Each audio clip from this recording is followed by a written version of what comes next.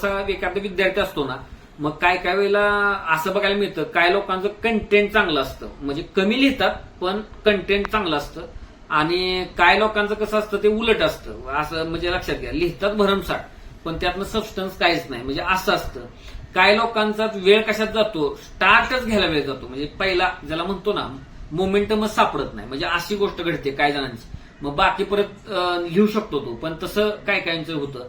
काय काय लोकांना कन्क्लुडिंग लाईन टाकता येत नाही, त्यामुळे लक्षात घ्या. आणि आता आपलं कसं स्क्रीनवर पेपर तपासलं जात असल्यामुळं शेवटी तुम्ही काय लिहिताय त्याला पण अनन्यसाधारण महत्व आहे. आणि मुळात ही सगळी चर्चा आहे ना, ज्या लोकांना मेन्स माहित आहे बघा त्यांना असेल की ह्या चर्चेचा भाग राहतात. इव्हन तुम्हाला सांगितलं की काही लोक सांगतात बघा, म्हणजे क्रिटिकली अनालाइजचा अर्थ काय, एक्सप्लेनचा अर्थ काय, साधक बाधक चर्चा करा त्याचा अर्थ काय, म्हणजे टीकात्मक परीक्षण करा म्हणजे लक्षात घ्या त्याचा अर्थ काय, मूल्यमापन करा त्याचा अर्थ काय.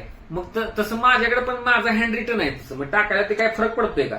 पण हे तुम्हाला सांगतो सगळं जातं बाजूलाच कुठं ढगात.